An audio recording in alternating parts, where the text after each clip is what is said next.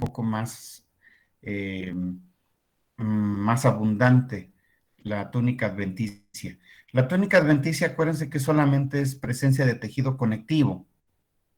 En ese tejido conectivo puede haber, pues por supuesto, generalmente es de tejido conectivo laxo, puede haber todas las células del tejido conectivo laxo, además de que podemos encontrar ahí nervios, vasos, que no necesariamente van acompañando a la vena. La vena tiene una túnica mucho más delgadita que pudiera nutrirse desde adentro, pero también aprovecha el aporte sanguíneo que se utiliza para la arteria. Entonces, estos vasovasorum también pueden ir acompañando a las, pues digamos que a las venas, sobre todo de grueso calibre. Otra diferencia muy marcada que existe es que en el caso de las venas, sobre todo las venas medianas y que están en los miembros posteriores, miembros anteriores de los torácicos y pélvicos, tienen válvulas. Acuérdense que van a luchar contra la gravedad y estas venas, para poder ascender la sangre, necesitan apoyarse del movimiento del músculo de las venas, pero también se apoyan con el movimiento del músculo que lo rodea, el músculo estriado esquelético, de tal suerte que va a presentar unas estructuras también en la luz de esta estructura, que están más o menos así. Ajá. Para que la sangre solamente fluya hacia un solo sentido. Cuando por gravedad la sangre tiende a regresarse, las válvulas se cierran y esto evita que se formen encharcamientos por abajo. Digamos que hay un problema que se llama varices. Las varices no es otra cosa que una sobredilatación de las paredes, sobre todo de la túnica media de las venas, pero básicamente es porque hay un estancamiento de la sangre, porque puede haber un reflujo, la sangre no fluye de manera adecuada hacia, digamos, de manera ascendente y empieza a acumularse por la parte de abajo. Vemos que una válvula cuando está fallando, en vez de estar de esta forma, cuando la sangre se retorna, quedaría así. Por lo tanto, la sangre va a fluir hacia acá abajo, va a tener un efecto de reflujo. Eso es lo que hace que se vea pues como un abultamiento en las venas, principalmente en las piernas. Sucede mucho en los humanos. Espérame tantito, déjenme cortar esto.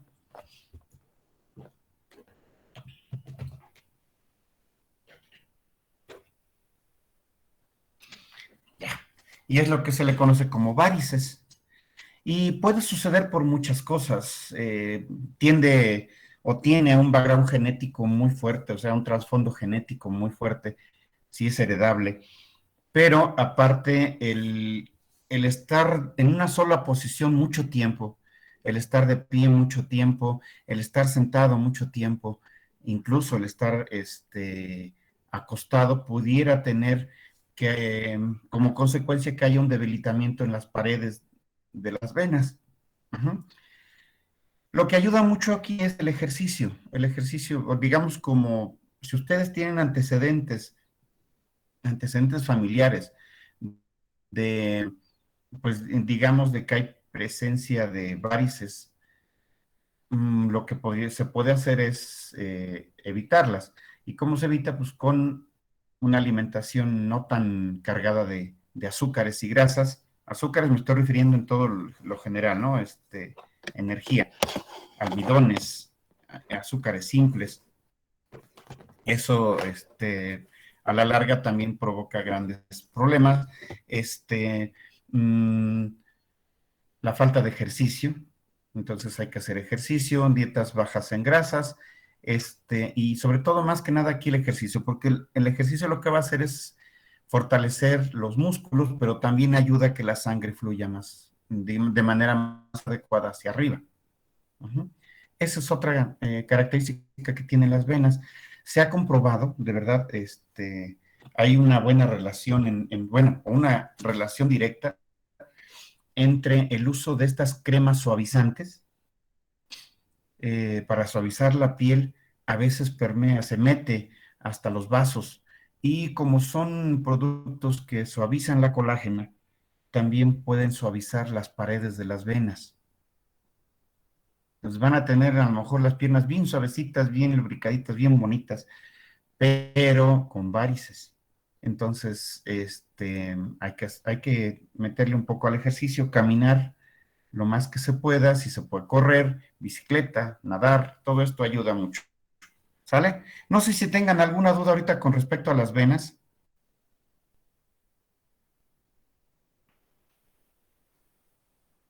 No, Oigan, profe. síganme.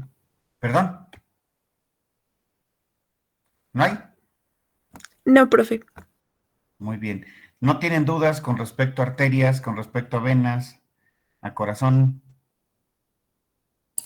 Todo Me bien, quedó profe. bien chido el dibujo de la vena, miren. Todo fodongo, pero se entiende. Bien. Otra parte importante, de hecho, es una parte donde se lleva a cabo el intercambio de gases, donde se lleva a cabo digamos que la sangre deja ahí los nutrientes que lleva, y toma algunos desechos, toma también dióxido de carbono, son los capilares sanguíneos. Los capilares sanguíneos es la red más fina, la red más delgada de vasos sanguíneos que corresponde al sistema circulatorio, al sistema cardiovascular. Uh-huh. Son estructuras muy pequeñas, son derivaciones que vienen desde las arteriolas, metarteriolas, después viene como capilares, y los capilares son estructuras que tienen pues un diámetro cercano entre 6 a 8 micrómetros más o menos, que es prácticamente el tamaño que tiene un eritrocito. Entonces se puede decir que tienen de 6 a 10 micrómetros de diámetro. Es la red más tupidita que digamos, se mete por entre todas las demás partes de los tejidos, y es la que hace la distribución de nutrientes y de oxígeno. Entonces, básicamente existen tres tipos de capilares. De los capilares que son muy abundantes, son los capilares llamados continuos.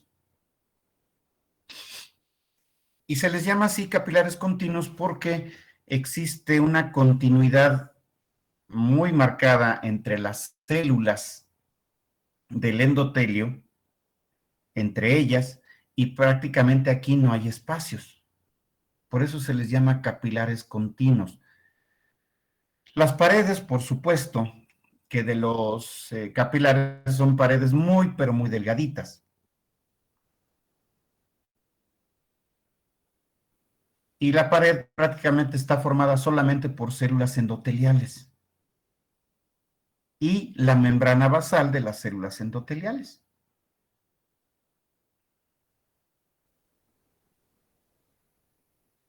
Aquí se pierde prácticamente todo lo que es túnica media y túnica adventicia. Solo lo que queda es la túnica íntima, pero solamente formada por un endotelio y su lámina basal. De ahí la importancia de estas estructuras, porque son tan delgaditas en sus paredes que facilitan el intercambio de gases, facilitan el intercambio de líquidos, facilitan también el intercambio de nutrientes. Bueno, más bien facilitan que lleguen los nutrientes y tomar desechos. Esos son los capilares continuos. Tienen uniones estrechas, muy estrechas. Esas son las tight junction. Estas uniones estrechas evitan que haya salida de grandes cantidades de líquidos o que haya una salida incluso de células. ¿Ok? Ahora, estos capilares continuos los podemos encontrar prácticamente en tejido muscular. Todo el tejido muscular va a tener este tipo de capilares. tejido muscular, lo podemos encontrar también, o sea, en los músculos como tal, lo podemos encontrar en los pulmones, toda la red de capilares de los pulmones, donde se lleva a cabo el intercambio gaseoso, son capilares continuos. En el cerebro. Entonces, básicamente, tejido en músculos, cerebro, pulmones, en muchas, no en todas, pero en gran parte de las glándulas endocrinas,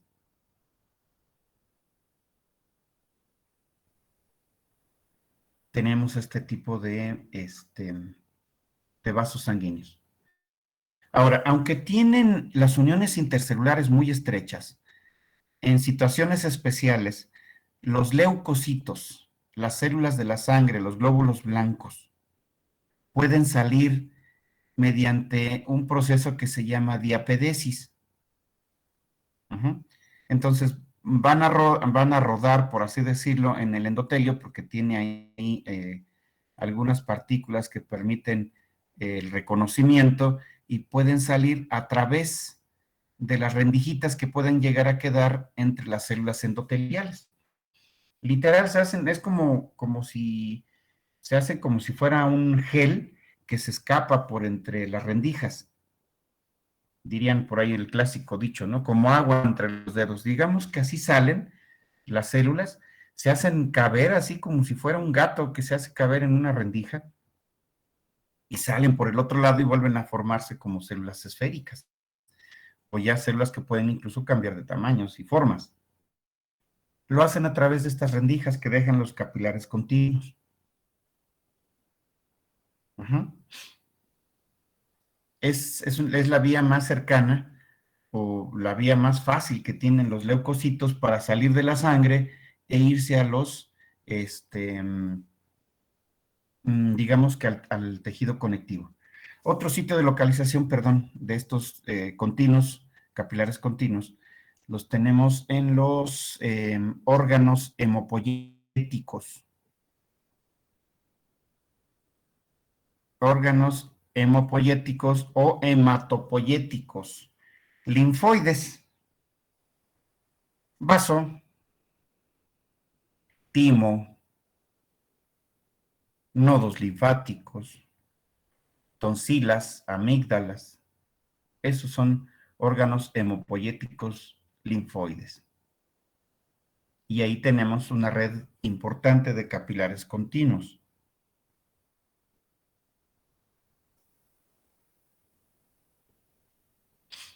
En el tejido subcutáneo también podríamos encontrar gran cantidad de este tipo de capilares.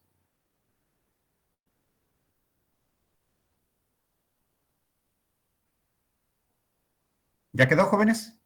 Con respecto a los capilares continuos.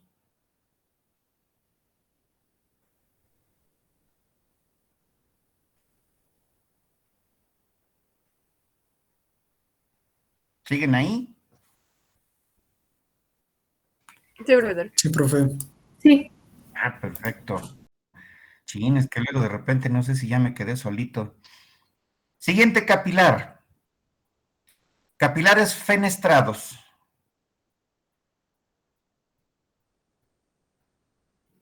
Fenestra significa ventanas. Vean la diferencia entre las células endoteliales de los capilares continuos con la de los capilares fenestrados. Parece como que los agarró una tormenta con granizo y les hizo hoyos. Precisamente las células endoteliales de los capilares fenestrados es que se caracteriza porque presentan este tipo de agujeros. Uh-huh. Ah, perdón, antes de que se me olvide, este tipo de células, los llamados pericitos, pueden existir en la periferia de todos los capilares. Estos pericitos van a ayudar a regenerar vasos sanguíneos en situaciones de alguna ruptura, de alguna lesión. Cuando puede haber alguna lesión, los mismos pericitos ayudan a que se puedan formar nuevos capilares también los pericitos pueden ayudar en algunas situaciones de defensa local, pero principalmente facilitan que haya una regeneración de capilares sanguíneos. Prácticamente se encuentra en la periferia de todos los capilares, no solamente de los continuos. ¿Va? Ok, regresamos a los capilares fenestrados. Los capilares fenestrados van a tener, sus células endoteliales van a tener estas ventanitas que son lo suficientemente grandes para permitir las salidas de algunas moléculas, por ejemplo, glucosa, algunas proteínas pequeñas, pero no son tan grandes como para dejar salir macromoléculas. Proteínas como la albúmina, algunas globulinas, todo lo que son anticuerpos, generalmente no salen a través de esta vía. Sí facilita la salida de líquidos. La presión sanguínea que existe en estos capilares sanguíneos facilita que haya salida de líquidos. Es como una manguera cuando la muerde el perro y ustedes quieren regar el jardín y de repente tienen chorros por todos lados.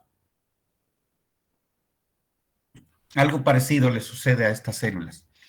Se hacen agujeros que permiten la salida de líquidos. ¿Dónde encontramos este tipo de capilares fenestrados? Principalmente en órganos que requieren o que facilitan la filtración de la sangre, en los riñones. ¿Sí? En los riñones existe una estructura que se llama glomérulo renal. Y los glomérulos renales es como una bola, un ovillo, así se le llama, como una madeja, de capilares fenestrados. Se hacen una bolita y estos van a facilitar que haya salida de líquidos, gran cantidad de salida de líquidos. Aquí se forma lo que se le llama el ultrafiltrado sanguíneo. Entonces, esto lo podemos encontrar precisamente ahí. No son tan abundantes, se pueden encontrar también en algunos lugares, por ejemplo, la lámina propia de intestinos, también pudiera haber presencia de estas fenestraciones. Pero básicamente es sitio de localización, glomérulo renal. Y vamos con un capilar que se le conoce como un capilar discontinuo, o también se le conoce este tipo de capilares tiene una forma muy diferente a los capilares fenestrados y a los capilares continuos.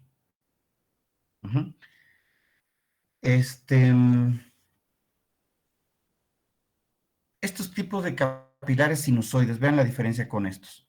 Los capilares continuos van a tener prácticamente ningún...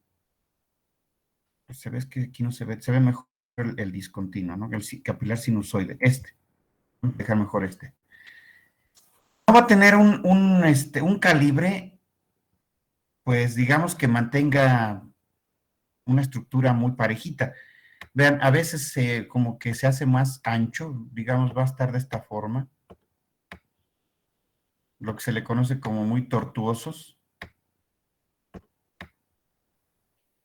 ¿Qué significa muy tortuosos? Que como la carretera que va hacia Cuernavaca, ¿no? A veces se hace ancha, a veces angostita, tiene muchas curvas. Estos son los tipos de capilares sinusoides, capilares discontinuos. Tiene grandes aberturas mucho mayores que las ventanitas de los capilares fenestrados. Esto va a facilitar que haya intercambio de macromoléculas, incluso que haya salida de gran cantidad de células, pero no eritrocitos, sino glóbulos blancos. Incluso en la periferia de estos capilares sinusoides o capilares discontinuos, podemos encontrar la presencia de algunas células que luego de repente están aquí estacionadas, como patrullas. Estos se llaman macrófagos.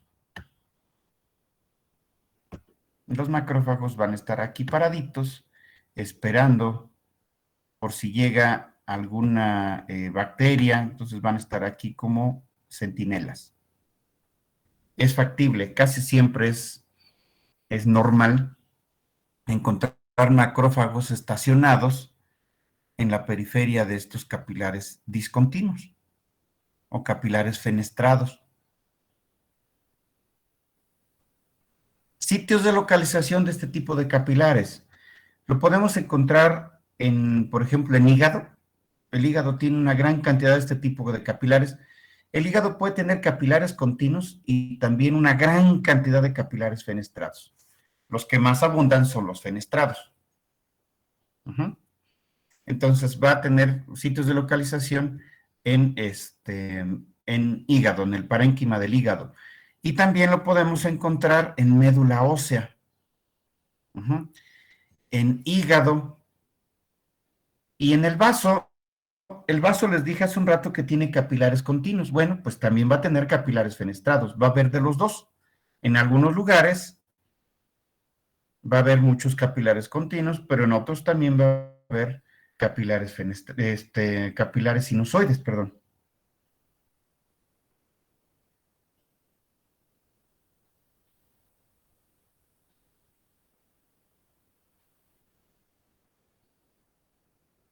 ¿Sí quedó claro, jóvenes? Sí, profe. Sí, profe. Entonces, sitio de localización de los fenestrados, médula ósea, hígado y también puede estar en vaso. Los fenestrados, prácticamente riñón, en algunas partes del intestino, lo que serían las láminas propias, así pónganlo, y en algunas glándulas endocrinas, no en todas. En algunas glándulas endocrinas puede haber capilares fenestrados. ¿Ya quedó?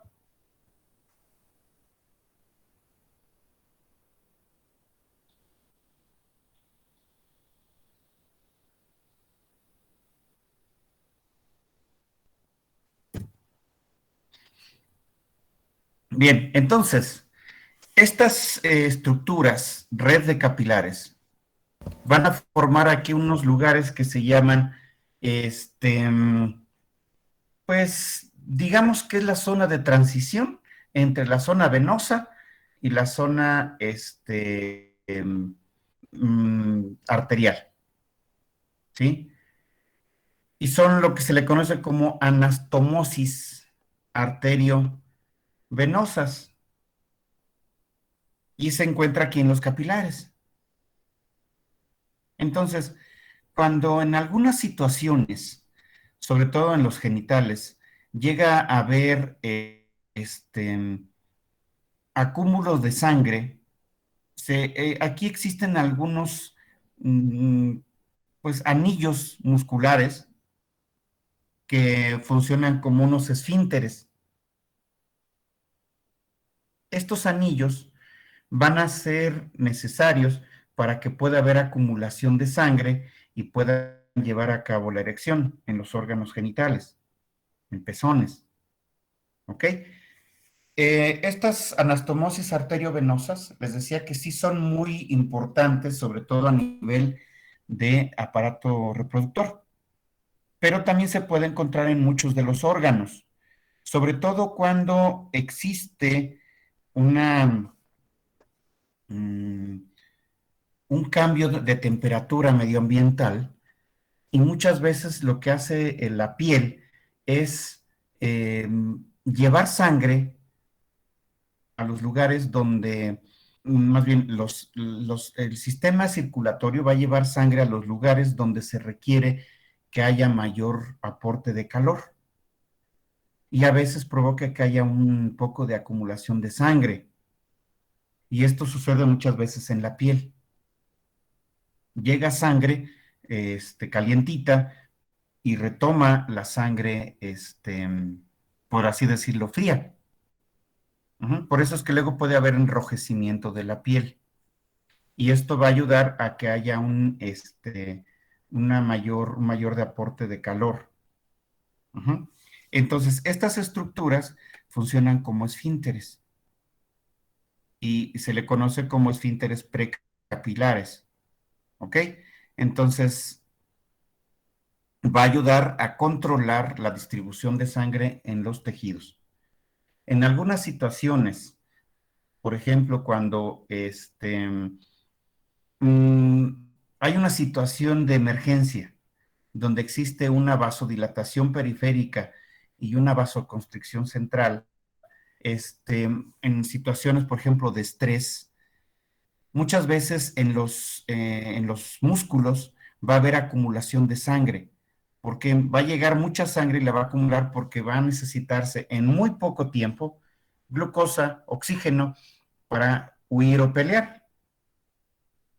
Por eso alguien cuando está en una situación de estrés extremo, de repente se pone pálido porque hay una vasoconstricción periférica y en los órganos internos es donde tienen mayor cantidad de sangre. Hay una vasodilatación central y una vasoconstricción periférica.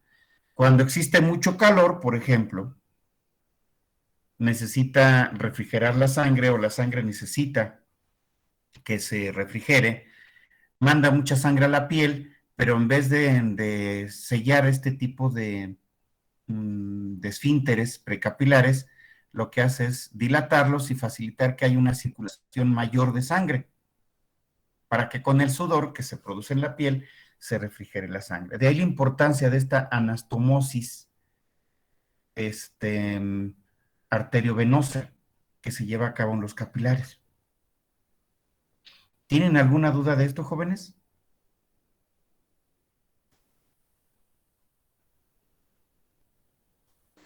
No, profe. No, profe. ¿No? Cuando hay una inflamación, cuando hay una inflamación, por algún golpe, alguna infección, algún ataque bacteriano regional, va a llegar mucho aporte sanguíneo y se producen por las mismas células de defensa. Se llaman sustancias vasoactivas. Entre ellos está la histamina, serotonina, ¿sí?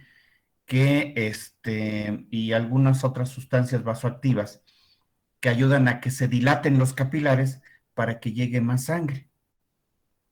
Y eso va a ver que, digamos, facilita que haya un aumento de la permeabilidad de los capilares, principalmente los capilares continuos.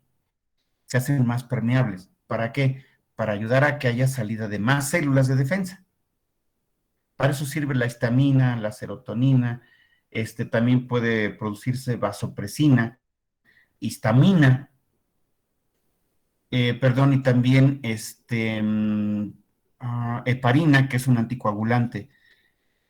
Son sustancias vasoactivas, van a ayudar a que estos capilares se dilaten, que haya mayor aporte sanguíneo, por lo tanto puede haber también una mayor salida de líquidos. Y es lo que nosotros interpretamos como los signos cardinales de la inflamación. Tumor, es decir, va a haber un aumento de tamaño, una bola. Rubor, se va a poner más colorado, más rojo. Y calor, va a haber aumento de la temperatura porque la temperatura más alta evita que haya un crecimiento bacteriano. Entonces, las mismas células de defensa generan esa generación de calor más alto, que al mismo tiempo facilita que haya una llegada de más células, lo que se le conoce como pirógenos, que son productos que generan aumento de temperatura y van a facilitar la llegada de más células de defensa, y es lo que nosotros interpretamos como, pues, enrojecimiento. Y también hay dolor, porque las sustancias vasoactivas también van a estimular a las terminaciones nerviosas receptoras de temperatura y de dolor. Esos son los signos cardinales de la inflamación. Y todo sucede a este nivel, en la unión arteriovenosa de capilares. ¿Ok? ¿Vamos bien, jóvenes, con esto? Ahora, si se dan cuenta, los capilares sanguíneos son continuos. Hay continuidad entre ellos, entre la parte arterial y la parte venosa. Pero hay otros capilares que también van a colaborar junto con las venas a recuperar desechos y a recuperar líquidos. Estos son los capilares linfáticos. Los capilares linfáticos, a diferencia de los capilares venosos, se inician como vasos ciegos. Hagan de cuenta que es como si estuvieran viendo un tubo de ensayo en el fondo. No hay continuidad. Son mucho más permeables. De tal suerte que cuando hay aumento de presión, cuando hay inflamación, cuando no hay un ejercicio, digamos, muy abundante, o exceso en el consumo de sal, puede haber fuga de líquidos hacia el tejido conectivo a partir de las venas o de los capilares sanguíneos y se pueden ir acumulando en el tejido conectivo.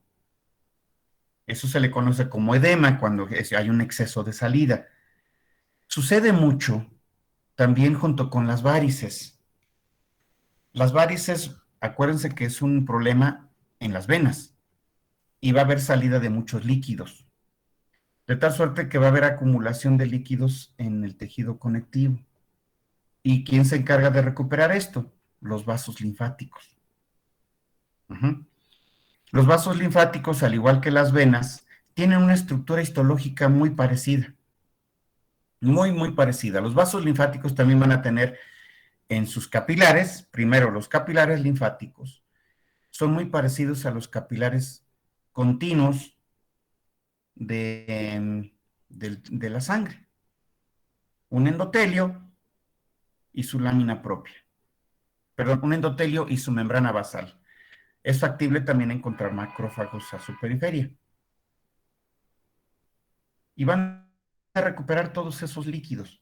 Cuando hay un excedente de esos líquidos por una falta de drenaje linfático, porque los capilares linfáticos van a recuperar estos líquidos y los van a conducir a los vasos linfáticos. Los vasos linfáticos también van a tener válvulas, al igual que las venas. Esas válvulas van a evitar que haya reflujo de líquidos. Cuando hay reflujo de líquidos es cuando empieza a haber una mayor acumulación de líquidos en el tejido conectivo. Uh-huh. Y es lo que en los humanos se le conoce como la piel de naranja o celulitis. Y es por un excedente en la acumulación de pues, líquido que no retorna a los capilares linfáticos y sigue habiendo salida por las venas. Y es lo que le da esa apariencia de piel de naranja, porque hay un excedente de líquidos. ¿Vale? ¿Quieren hacer el esquemita? O mejor cuando recursen. De una vez lo hacemos, profe. Una vez, eso, perfecto, me parece perfecto. Hagan el esquemita, por favor.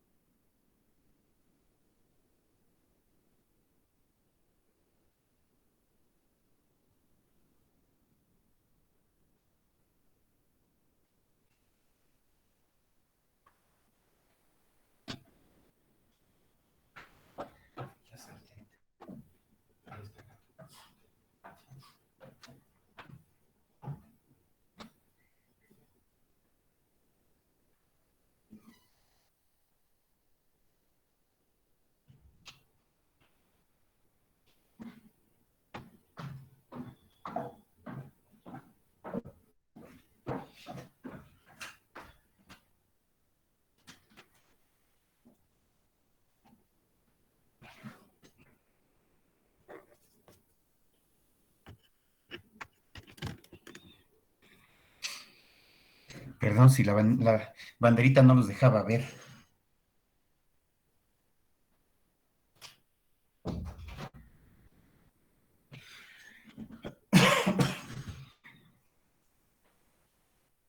¿Ya quedó, jóvenes? Ya, profe.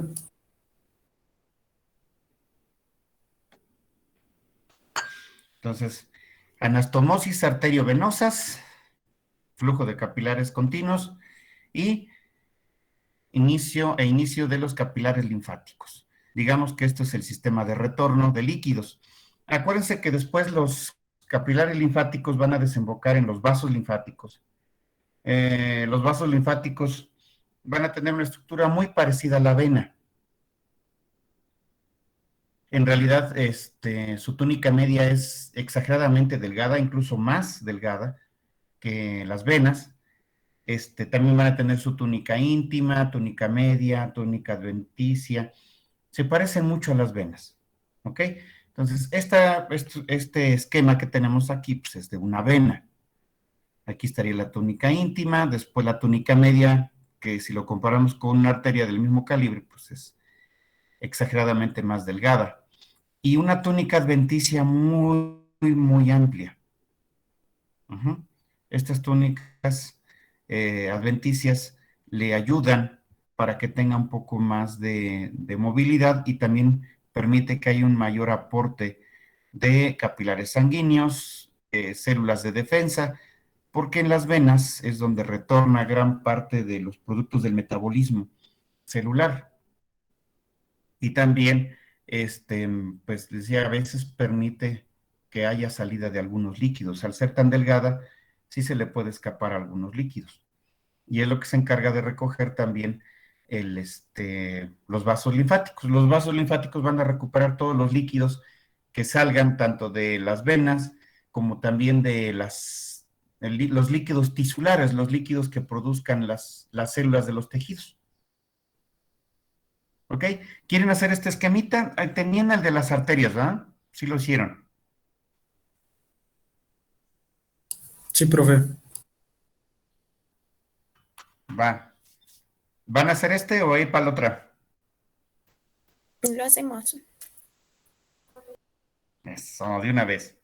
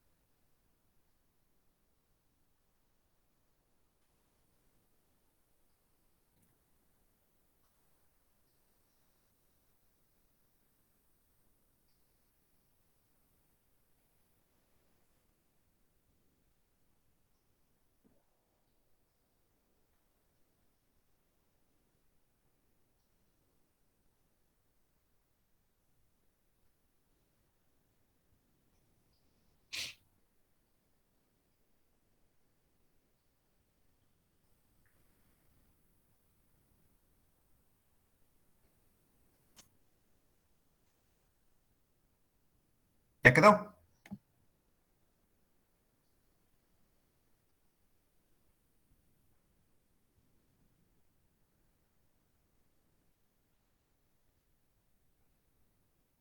¿Ya meditó?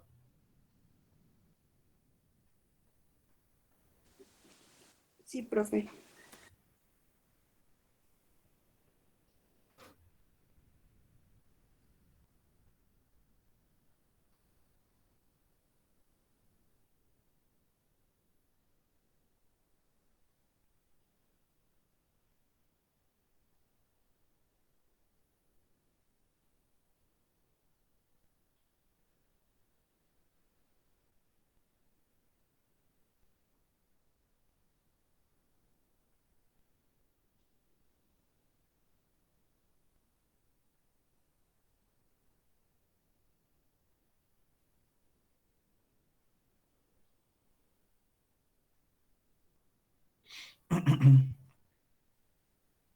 Por cierto, para el que lo quiera tomar, eso se los paso acá nada más en cortito.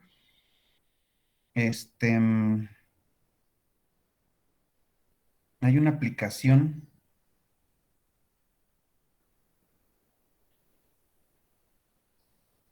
es que estoy viendo, espérenme, se llama Medicoteca.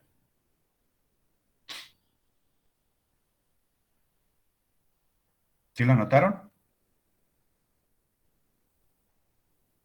Sí, profe. Sí.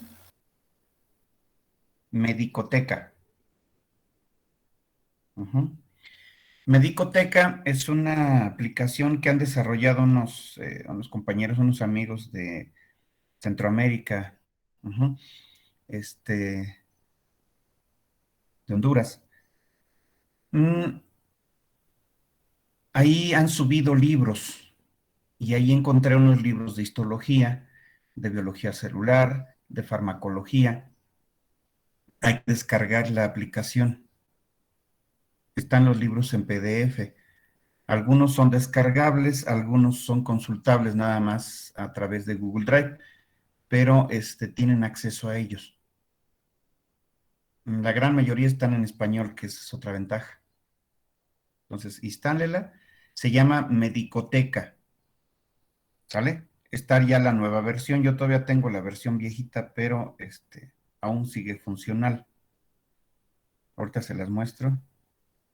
Sí, son de Nicaragua, los compañeros. Y su logo son como unos libritos, amontonados, así. ¿Lo alcanzan a ver? Sí, profe.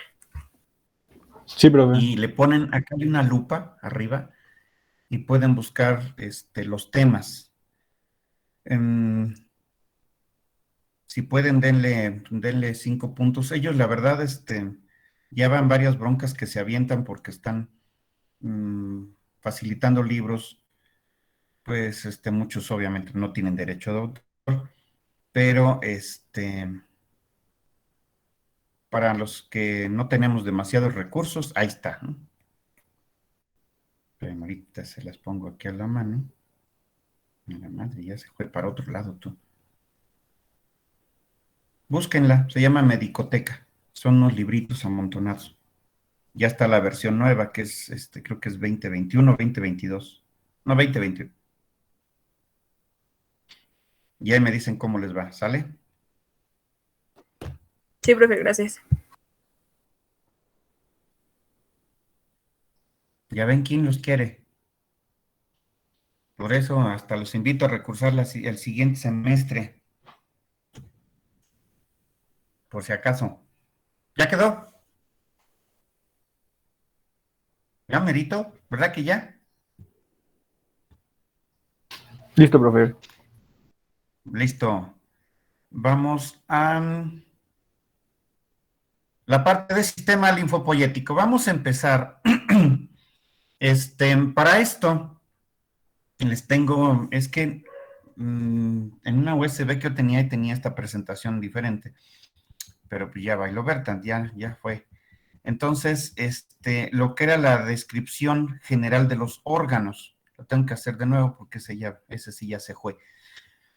En el caso de los órganos en el cuerpo. Esto es nada más como de un brevario cultural para que nos vayamos entendiendo. En el caso en el cuerpo tenemos dos tipos de órganos. Órganos huecos, órganos tubulares, por ejemplo, esófago, estómago, intestinos, vejiga, ureteres, útero, vagina, son órganos huecos. ¿Ok? Y también tenemos otra variante de órganos que se les llama órganos parenquimatosos, que son órganos que no tienen ese hueco adentro, sino que son, pues por así decirlo, macizos. ¿Ok? En este caso, los órganos, voy a abrir aquí una nave, pues ni modo. Los órganos tubulares,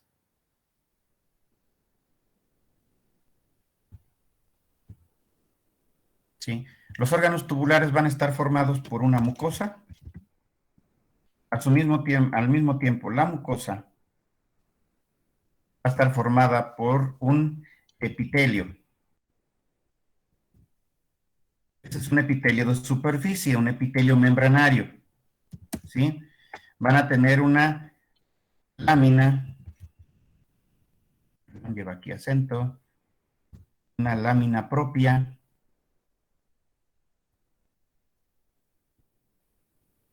es de tejido conectivo colágeno laxo en su gran mayoría. Puede variar en algunos casos excepcionales que pueda ser tejido conectivo colágeno compacto irregular. Y vamos a tener una muscular de la mucosa. Esto es en los órganos tubulares. ¿Vale? Vamos a tener una tela submucosa.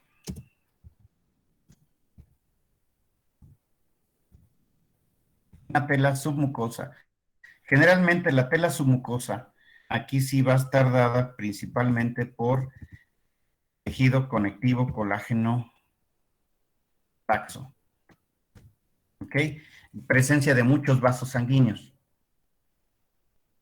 Después va a venir la muscular del órgano.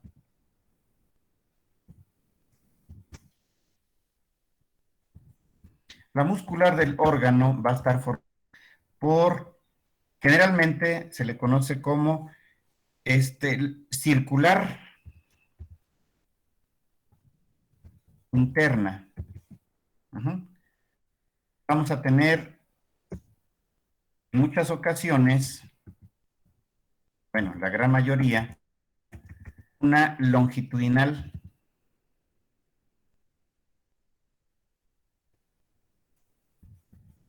externa. A esto es lo que luego le denominamos como con las siglas LESI. Cuando se les diga LESI, significa que hay estas dos capas, circular interna y longitudinal externa. En algunas ocasiones llega a suceder que hay una capa muscular entre las dos, que puede ser generalmente es una oblicua, perdón, generalmente va aquí, en medio de estas dos. Ya se alteró. Entonces, puede ir encima de estas dos.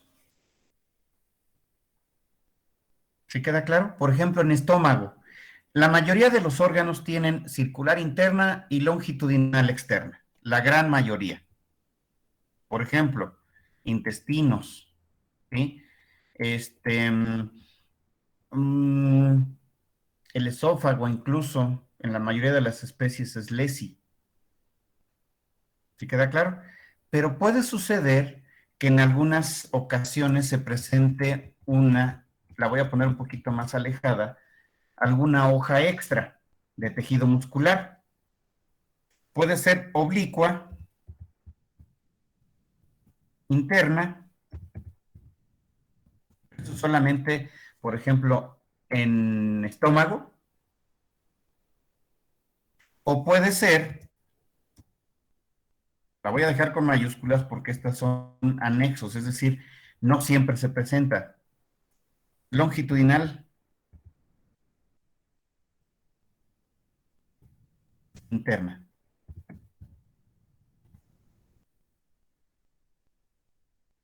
Por lo tanto, aquí eso es una variante a lo que se le denomina como LESI. ¿Queda claro? Estas son opcionales, por así decirlo. Algún órgano dice, pues yo no me conformo con 2, yo voy a necesitar 3 hojas.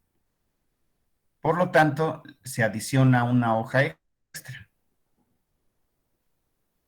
Y dice, pues yo voy a tener 3.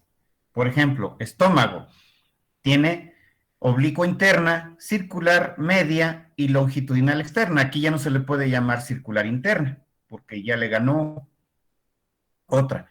Por ejemplo, la vejiga puede tener una longitudinal interna, una circular media y una longitudinal externa. Los ureteres igual. El esófago, en la última parte, en algunas especies, por ejemplo, en los rumiantes, en bueno, en los carnívoros, puede tener en la última parte tres hojas de tejido muscular, longitudinal interna, circular media y longitudinal externa. ¿Sí queda claro? Mientras que otros órganos, perdón.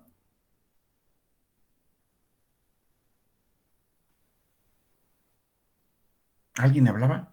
Onel.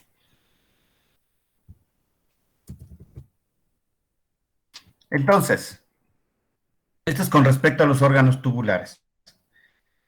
La gran mayoría tiene LESI, circular interna, longitudinal externa. Intestinos, ¿sí? Todo lo que sería intestinos, vejiga, útero, van a tener LESI, ¿ok? La gran mayoría. Son pocos los que tienen 3 capas de tejido muscular. La última túnica puede ser una serosa, o puede ser una adventicia.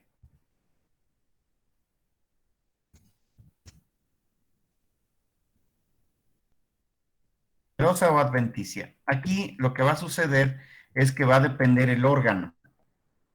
Si el órgano está ubicado dentro de una cavidad, por ejemplo, los intestinos, el estómago, están dentro de una cavidad, la vejiga, el útero, están dentro de una cavidad. Por lo tanto, necesitan tener en su exterior una membrana que los envuelva, que permita que se deslicen entre ellas. Esa se llama membrana serosa. Los órganos que están fuera de alguna cavidad van a tener adventicia. Por ejemplo, la parte cervical de la tráquea, la parte cervical del esófago, tiene una adventicia. La uretra puede tener serosa o puede tener adventicia, puede tener las dos. En una parte va a tener serosa, en otra parte va a tener adventicia. Cuando sale de la cavidad para irse hacia los genitales, o a la zona de salida, va a tener una adventicia. ¿Sí queda claro?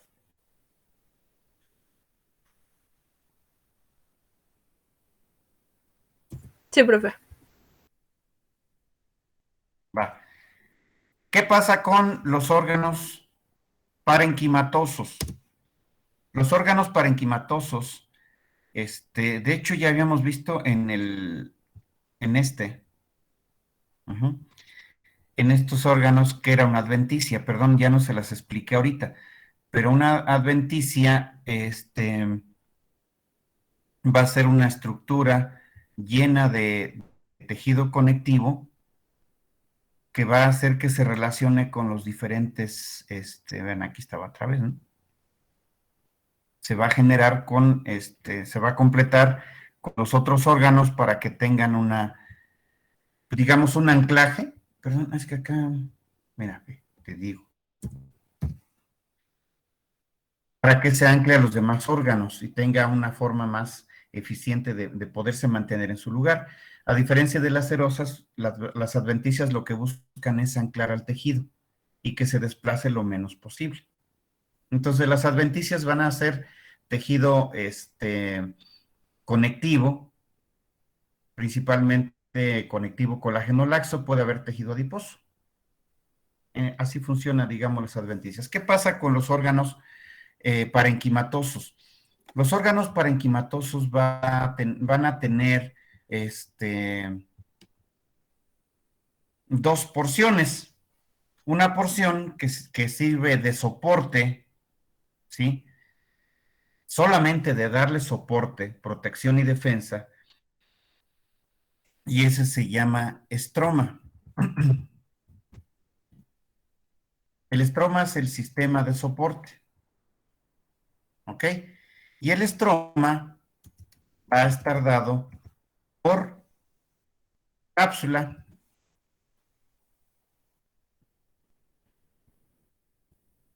A ver, cápsulas. Las cápsulas pueden ser en su gran mayoría tejido conectivo colágeno compacto irregular, en su gran mayoría.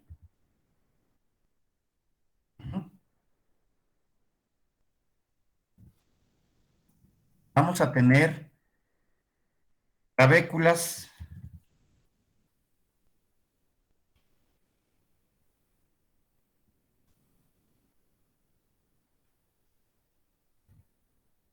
Las trabéculas es una continuidad hacia adentro de la cápsula, como si fueran los gajos de una naranja.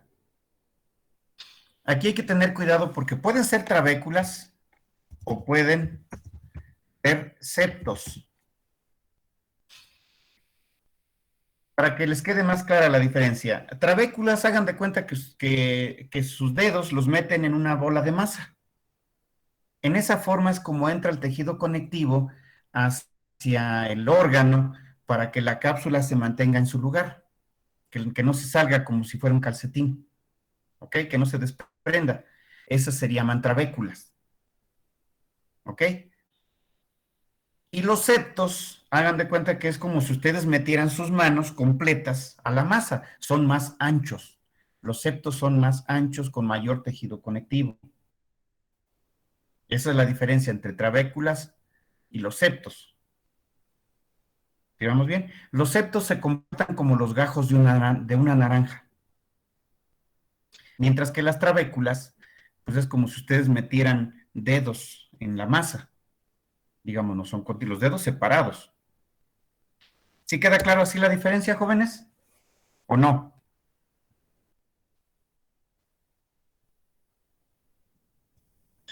Sí, profe, sí queda claro. ¿Siguen ahí? Ah, perdón. Pensé que ya se habían ido. Y el estroma fino es una red formada por, perdón, aquí las trabéculas y septos pueden tener el mismo tipo de tejido que las cápsulas. Generalmente las trabéculas son de tejido conectivo colágeno compacto irregular y los septos son de tejido conectivo colágeno laxo. Ahora sí, el estroma fino es una red muy delgadita que está formada por fibras de colágeno tipo 3, lo que se le conoce como fibras reticulares.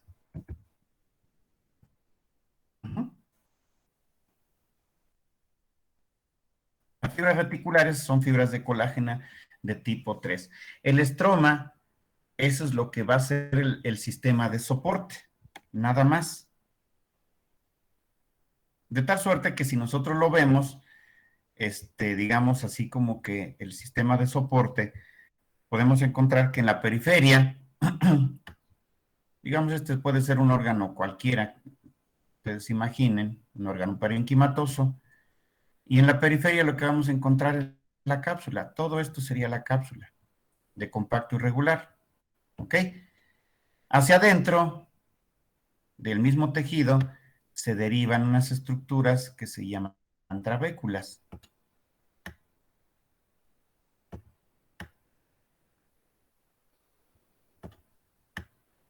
trabéculas o septos. Va a depender el tipo de órgano. Entonces, vean que el órgano quedó dividido como en partes. Lo de afuera son la cápsula, estos serían las trabéculas, y por dentro una red muy finita, pero muy finita, que recuerden que para poderla ver necesitamos una tinción especial, serían las fibras reticulares. Gracias a eso se mantienen sostenidas las células del parénquima del órgano. ¿Ok? La otra parte funcional del órgano. ¿Ya quedó claro esto, perdón, jóvenes?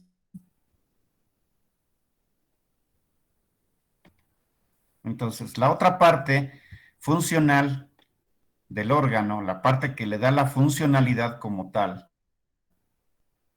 sería el parénquima. El parénquima del órgano. ¿Sí?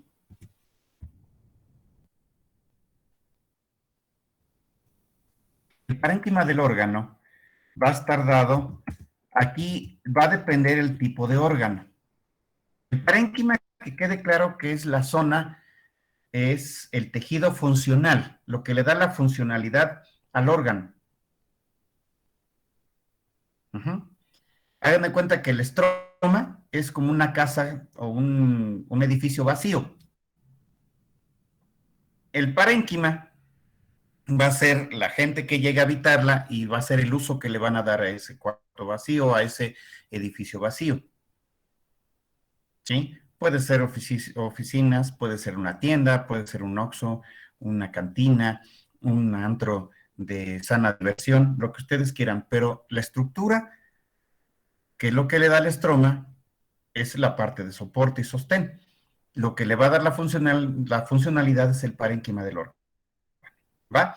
Entonces, aquí se puede dividir dependiendo, ¿sí? Dependiendo. El órgano, por ejemplo, se puede dividir en corteza y en médula.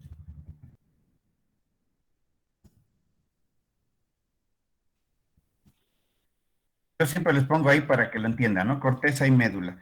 Si ustedes rebanan un aguacate así completo, ¡paz! Lo rebanan con toda y semilla, tal cual. Lo parten a la mitad. Ya me pasé, perdón. Si ustedes parten un aguacate, va a quedar en el mero centro la semilla partida. Ese sería el equivalente a la médula. Y la pulpa, lo que le llamarían la carnita del aguacate, sería el equivalente a la corteza. Y la cascarita del aguacate, pues es el equivalente a la envoltura, digamos, a la cápsula. ¿Sí queda claro, sí, jóvenes, o no? Se puede dividir el parénquima en corteza y médula, en su gran mayoría. En otros órganos que no tienen corteza y médula, en algunos órganos se pueden dividir en lóbulos y lobulillos. Por ejemplo, el pulmón tiene varios lóbulos. Entonces, el parénquima del órgano se divide en lóbulos, igual que el hígado se divide en lóbulos. El páncreas va a tener lóbulos. ¿Sí queda claro? Entonces, el parénquima del órgano es el que va a tener mayor diversidad en cuanto a la forma en que se acomoda en el órgano. En muchos de los órganos parenquimatosos se divide en corteza y médula. En otros órganos se puede dividir en lóbulos y lobulillos.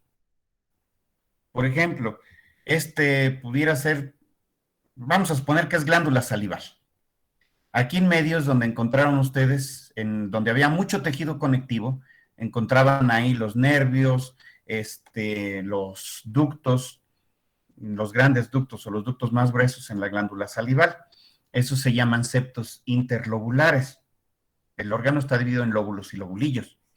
Entonces, estos septos grandotes van a ser los encargados de dividir al órgano en lóbulos y lobulillos. Los lobulillos son pequeñas derivaciones que surgen a partir de los, déjenme poner acá, vamos a poner otro, bueno, aquí mismo.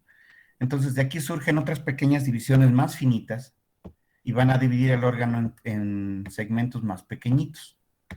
Estos segmentos más pequeñitos se llaman lobulillos. Las partes más grandes se llaman lóbulos. Las partes más pequeñitas se llaman lobulillos. ¿Sí quedó claro, jóvenes? Entonces, el parénquima se puede dividir en corteza y médula, o se puede dividir en lóbulos y lobulillos. Vamos a ponerlo aquí. ¿Tienen alguna pregunta? Yo sí, profe. Adelante. En las trabéculas, ¿qué dijo? Más bien, ¿qué tejido tenía?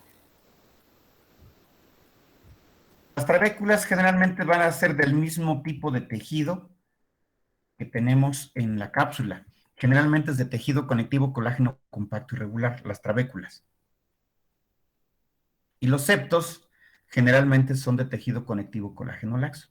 Digo, no es una ley, pero abundan más en lo que les dije. Entonces, trabéculas generalmente son de tejido conectivo colágeno compacto y regular. Ahora, no todas las cápsulas son de conectivo colágeno compacto y regular. Por ejemplo, ahorita vamos a ver un órgano que se llama timo, tiene una cápsula de conectivo laxo, va a dividir al órgano en lóbulos y también son de conectivo laxo. Entonces, no es una ley que sean necesariamente todas de tejido conectivo colágeno compacto y regular, pero son las que predominan. ¿Sí quedó claro, jóvenes? Es como la descripción general de los órganos tubulares y de los órganos. Déjenme ver ahorita, espérenme si tengo aquí nada más para ponerles una imagen. Les decía que se me alteró un poco esto porque se me dañó la parte donde estaban esta presentación. Espérenme, aquí está. Donde esté algún órgano.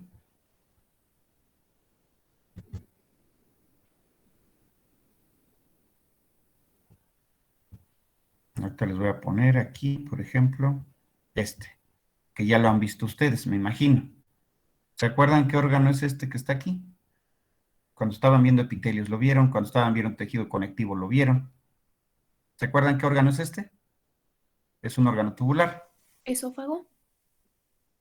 Esófago, perfecto. Esófago, en este caso, es de un mamífero.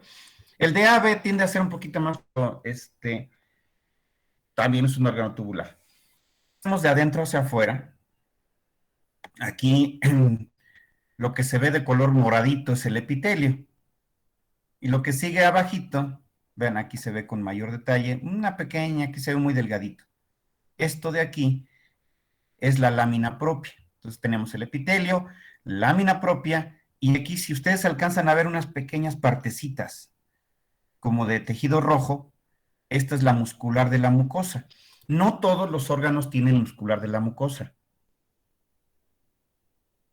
Entonces, aquí estaría epitelio, lámina propia, que es lo pequeño, lo azulito que se alcanza a ver aquí, y la muscular de la mucosa.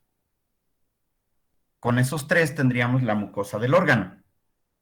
Después viene esta parte que está más laxo, un tejido conectivo más laxo. Esto sería la tela submucosa.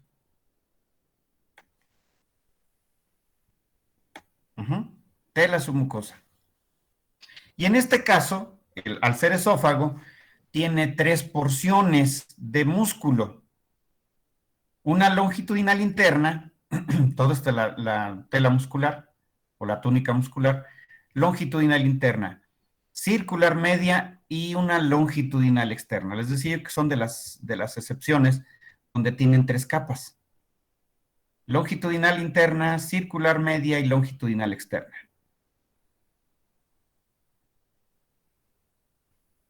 Así es como estaría la descripción de este órgano. Ahora, el esófago, si se toma a nivel de la porción cervical, tendría una adventicia alrededor. Si se tomara dentro de la cavidad torácica, digamos que ahí pasa por la cavidad torácica, y un pedacito muy pequeñito que tiene en la cavidad abdominal, que es prácticamente nada, tendría una serosa. Entonces, es de los órganos que pueden tener serosa o adventicia, ¿vale? Este es el estómago, por ejemplo.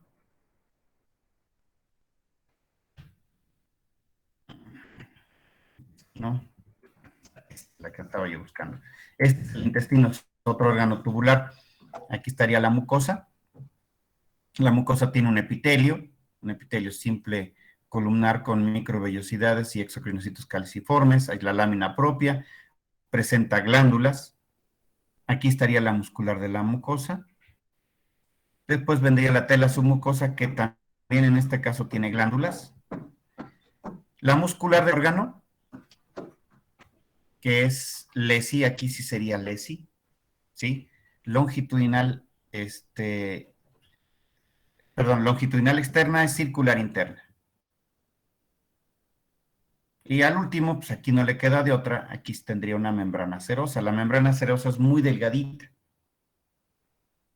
¿Sí quedó claro con la descripción general de los órganos parenquimatosos y tubulares, jóvenes? Sí, profe. Para ya entrar de lleno a lo que sería tejido hemopoyético linfoide. ¿Tienen alguna duda?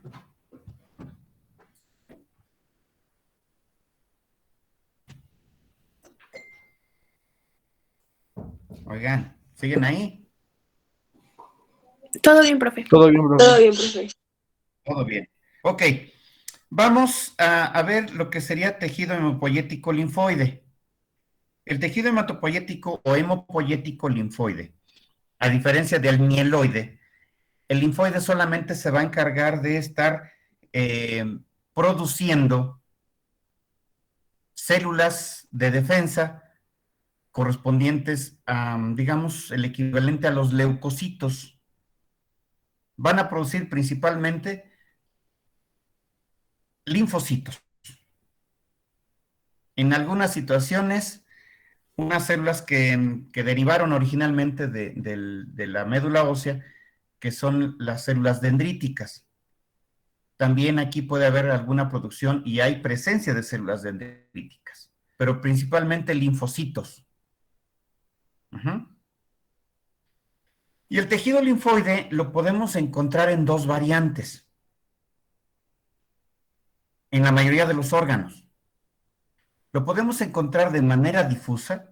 Hagan de cuenta que ustedes ponen en una caja, ponen canicas de colores y las mueven, las agitan, y esas canicas se van a adaptar a la forma que tenga la estructura que ustedes tienen ahí. Sería una forma difusa.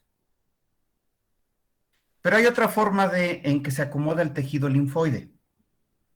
Hagan de cuenta que en vez de meter las canicas así todas sueltas en una cubeta, hagan de cuenta que ustedes las van a meter ahora, las canicas, en bolsitas. Van a volver a llenar la cubeta, pero ahora con bolsitas con canicas adentro. Imagínenselo así. Bueno, el tejido linfoide se puede acomodar de manera difusa o de manera formando nódulos, de una manera nodular. Vean, este es un nódulo, digamos como una bola. Nódulo es el diminutivo de nudo. Sería como decir nudito. Y nodo es el equivalente a decir nudo. Un nudo pues, es un abultamiento en una cuerda. ¿Ok? Entonces, el tejido linfoide lo podemos encontrar como en este caso, de manera difusa. Se le conoce como tejido linfoide difuso, por así decirlo. O lo podemos encontrar en esta forma de manera nodular. Este es un nódulo.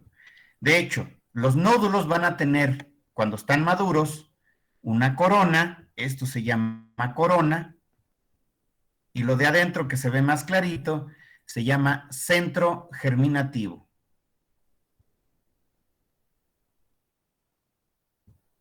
Entonces aquí sería centro germinativo, con G de huevo. Y esto sería la corona. Lo que está alrededor más morado sería la corona, y el centro más clarito es el centro germinativo. Esta es la disposición de manera nodular.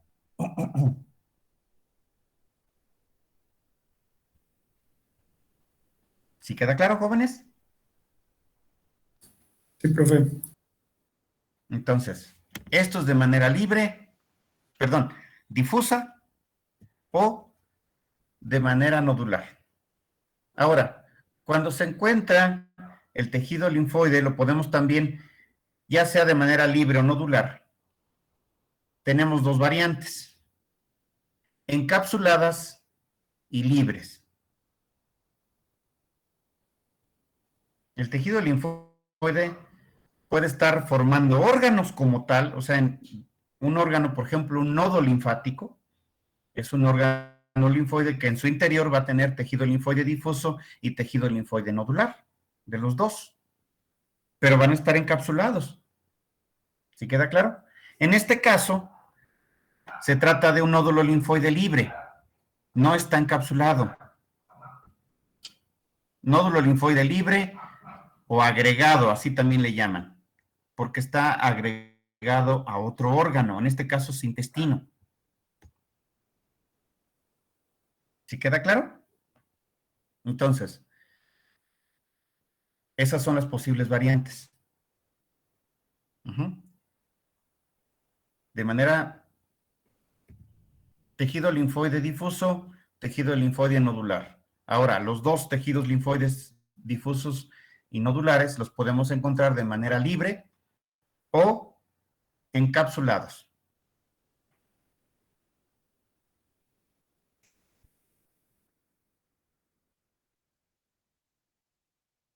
Entonces, vean aquí, está agregado a otro órgano. En este caso se trata de nódulos linfoides del intestino, las llamadas placas de Peyer. Lo podemos encontrar asociado a órganos tubulares. Por eso se le conoce tejido linfoide no encapsulado, tejido linfoide agregado, por así decirlo. Y es el tejido linfoide asociado a mucosas. Lo podemos encontrar asociado a el intestino y se le conoce como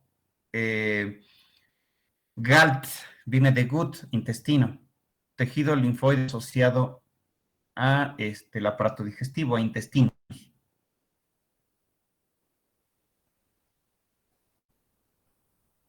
Y forman parte del tejido linfoide asociado a las mucosas o el MALT.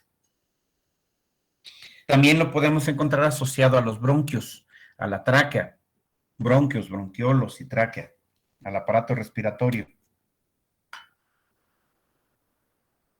Y es lo que se le conoce como BALT. BALT, porque viene de bronquios.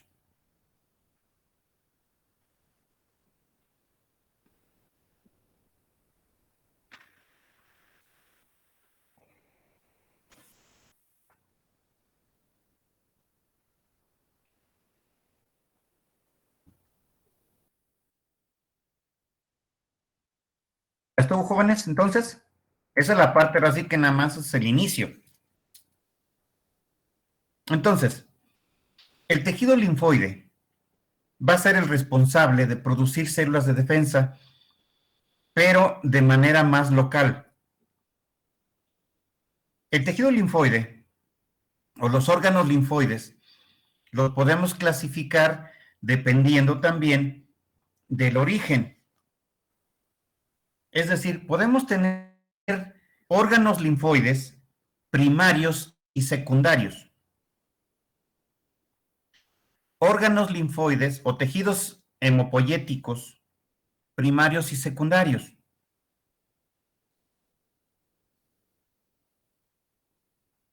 ¿Cuáles serían los órganos hemopoyéticos primarios. Son los que originalmente comienzan a producir las células y de ahí después las mandan a otros órganos. Por ejemplo, en la etapa fetal, ¿se acuerdan que el hígado era un órgano hemopoyético? Que después deja esa parte de ser tejido hematopoyético y cede ese privilegio o esa actividad a la médula ósea.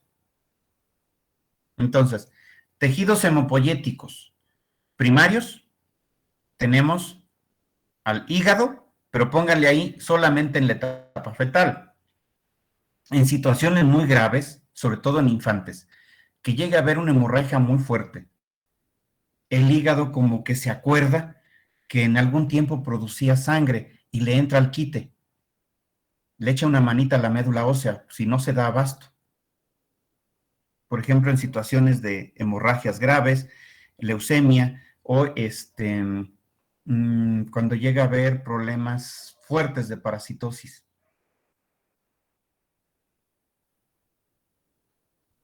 Es decir, hay anemias. El hígado puede retomar de manera temporal su actividad, sobre todo en infantes. En adultos la verdad no lo sé si exista, pero puede haber actividad hemopoyética en hígado, principalmente en infantes.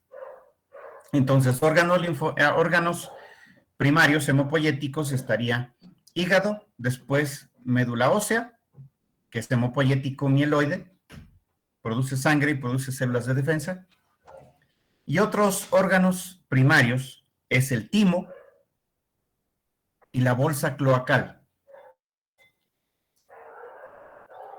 Timo y bolsa cloacal son órganos linfoides primarios. Perdón, estos, si voy muy rápido, pero órganos primarios entonces. Hígado en un inicio, médula ósea, que es hemopoyético mieloide, y timo y bolsa cloacal.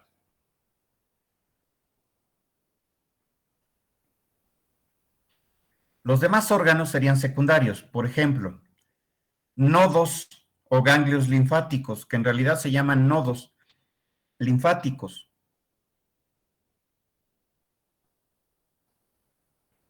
Nódulos linfoides agregados, que están agregados a otros órganos. Vaso. Entonces, de los órganos secundarios, nodos linfáticos, vaso, nódulos linfoides agregados.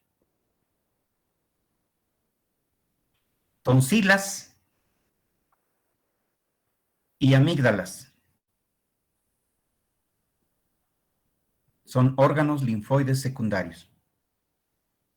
¿Quedó bien, jóvenes? ¿Quedó claro? ¿Cuáles son los órganos linfoides primarios y cuáles los secundarios?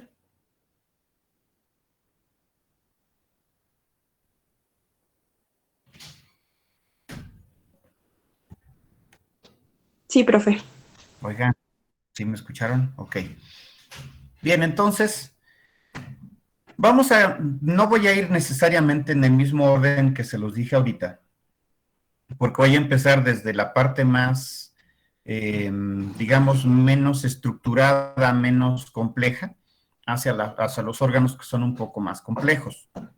Ahorita ya les dije cuáles son primarios, cuáles son secundarios, cuáles son, ahí había una poquita, pues ahí la llevas, ¿eh? Ok. Entonces, voy a comenzar con el tejido linfoide asociado a las mucosas.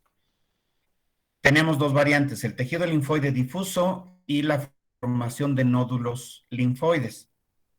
Este tipo de tejido linfoide es un tejido linfoide secundario, pero se encuentra agregado a otros órganos.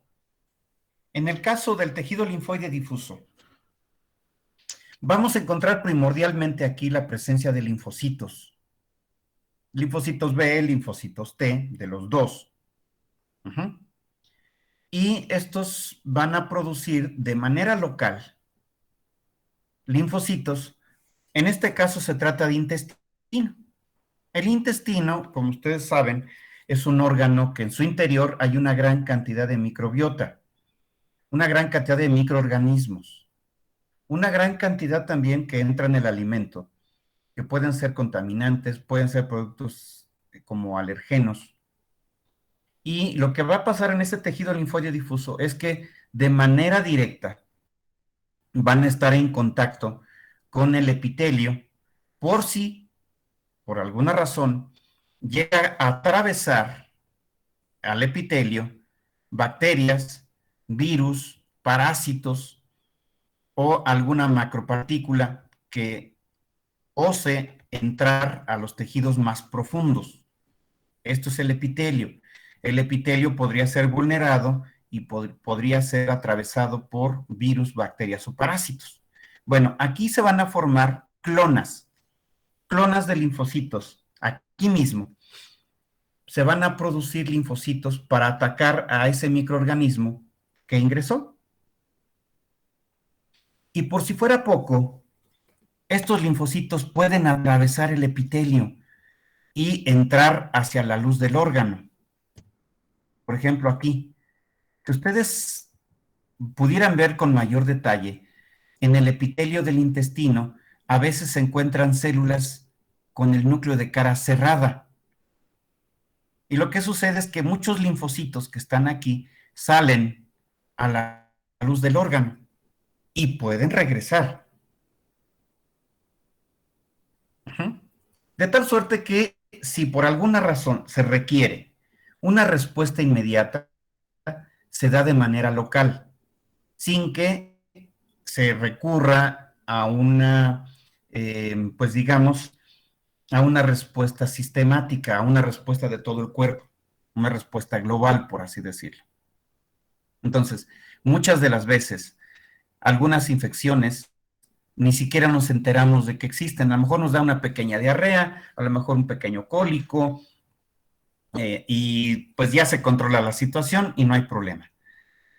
Cuando la situación es recurrente, se pueden formar estas estructuras que se llaman nódulos. Ojo, no en todos los intestinos van a existir nódulos. ¿De qué va a depender? Va a depender de la cantidad de estímulos que llegue a haber en ese intestino, por ejemplo. Estoy hablando ahorita nada más de intestinos. Y cuando se requiere que haya la participación de muchas células linfoides, se van a formar nódulos.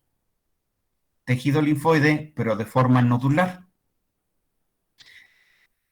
De tal suerte que esto se puede formar en la mucosa o en la submucosa de los órganos tubulares. Se pueden formar en vejiga, se pueden formar en tráquea, se pueden formar en bronquios, en intestinos, en estómago. Incluso hasta en vejiga se han podido encontrar. Es decir, pueden llegar como un tejido linfoide difuso que provienen de células de otros órganos linfoides, pero si el estímulo es persistente se pueden formar nódulos. Por ejemplo, si hicieran cortes histológicos, por ejemplo, de un individuo, por ejemplo, que vive en Inglaterra, que siempre es muy pulcro para comer y todo lo que come está casi estéril. Lo comparamos con alguien que vive, pues es un estudiante de la FES y a veces come afuera del metro, tacos de muerte lenta, hamburguesas o lo que caiga. ¿Quién tendrá más nódulos linfoides en sus intestinos? ¿Ustedes, que le entran a todo, o los ingleses que solamente comen algo que sea muy fifí, digamos muy elaborado y no comen de otro lado? Pocas veces comen en la calle. ¿Qué pasaría? ¿Quién tendrá más nódulos? A ver, participen, jóvenes. Nosotros. Ya me cansé de hablar solito. ¿Yo? Nosotros. Ustedes. Igual le pasa a los perritos. Cuando solamente comen sus croquetitas en la casa y alguna vez se les escapa y llega a comer algo de la calle, pues les va a dar un chorrillo terrible al perrito. Lo mismo le pasa a los europeos. Cuando vienen a México, dicen que les cae la maldición de Moctezuma. Lo que pasa es que su sistema inmune no está preparado para responder de manera rápida a algún agente etiológico nuevo. Eso sucede siempre.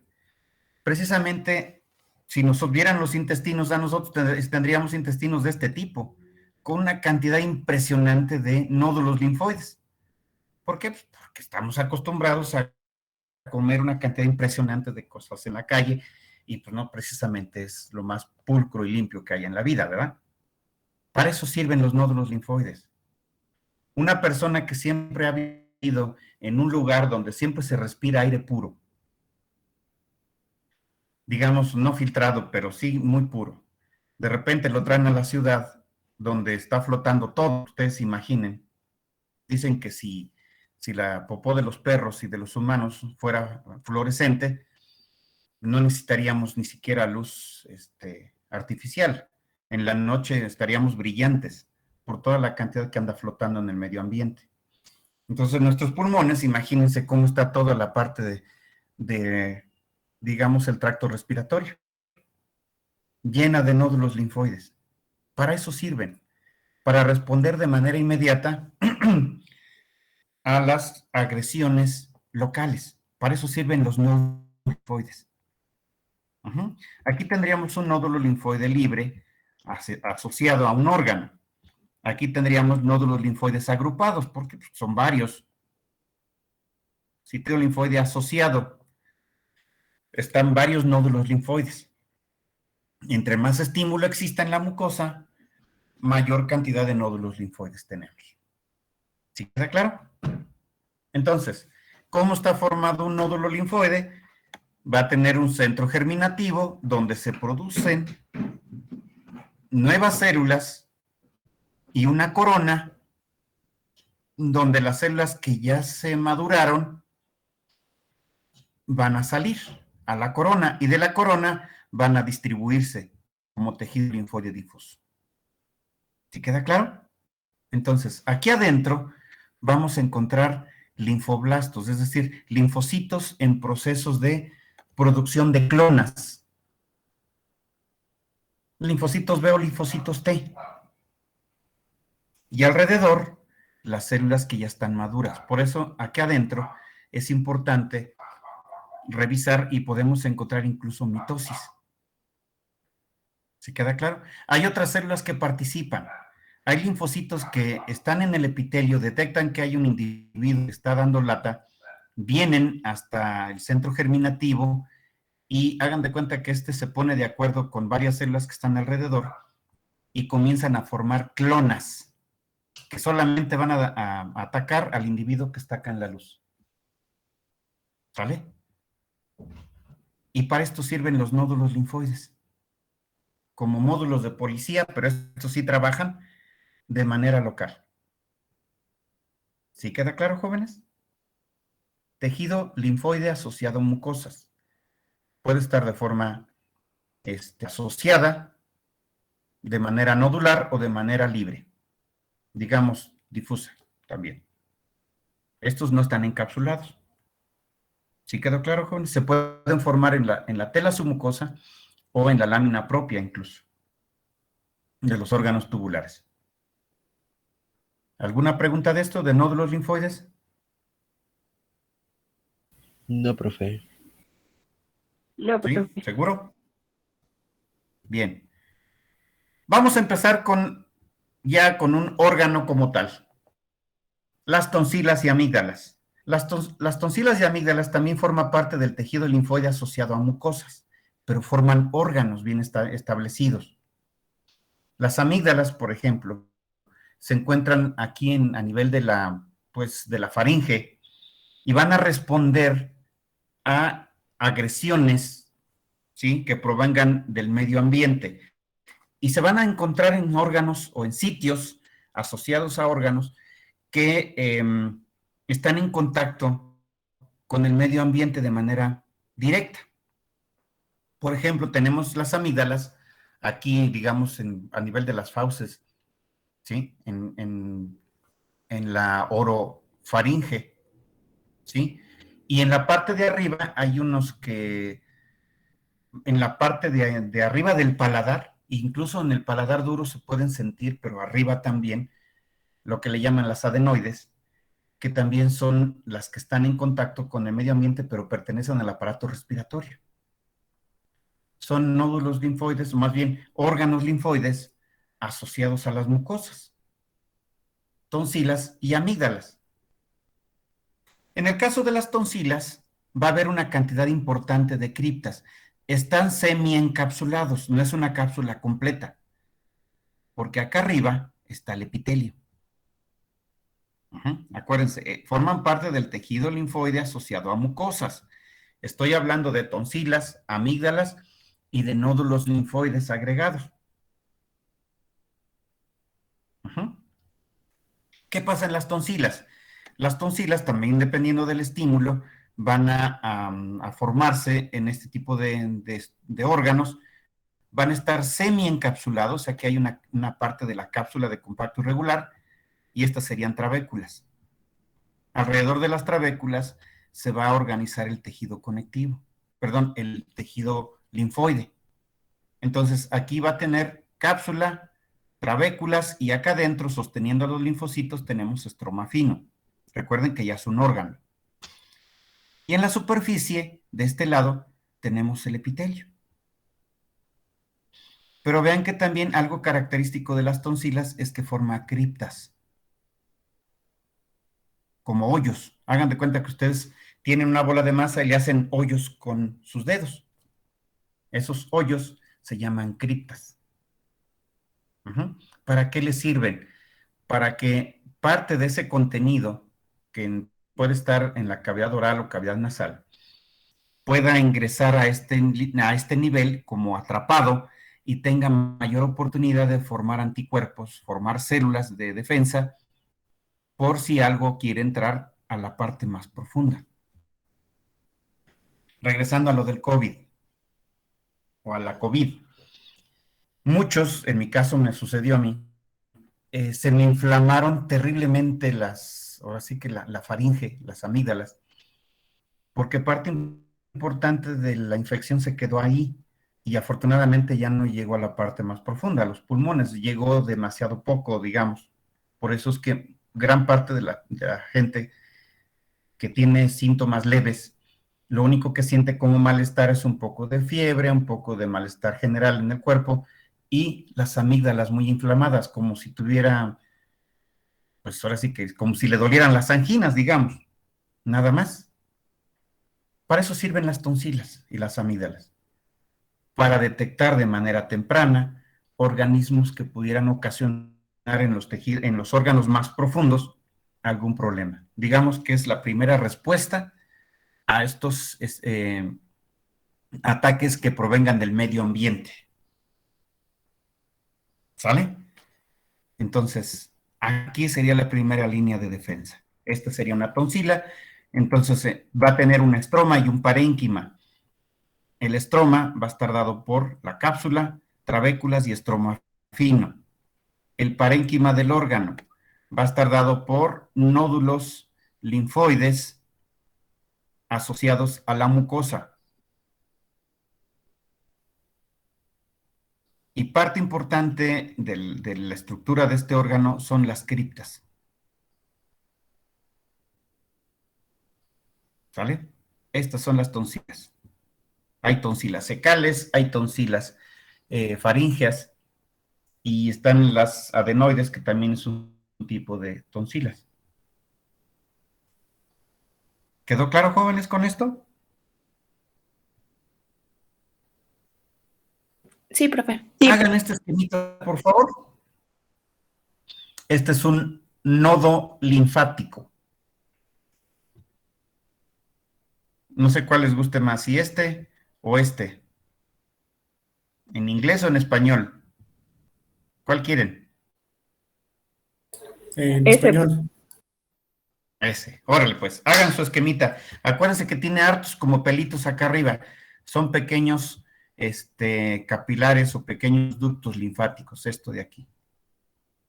Terminen de hacer su esquemita, anoten su asistencia, por favor, y nos vemos el día martes. Ya llevamos algo adelantado, Espero terminar órganos linfoides el próximo martes. Y para poder continuar ya, creo que sería con aparato respiratorio, posiblemente. Acuérdense, el lunes hay examen. Y el otro examen quedó el viernes, ¿verdad? El lunes toca examen de hueso y cartílago. El lunes. El viernes, tejido muscular. ¿Listo? Gracias, profe. Gracias, profe. Hasta luego. Gracias, profe. Gracias, profesor. Hasta el lunes. Sale. Hasta ¿Ya luego, terminaron su esquema? Hasta luego. ¿Qué fodongos? ¿Ya se van? Terminen su esquema, no sean fodongos. Órale. Y ya se van. Los que ya se fueron, pues adelante. Adiós.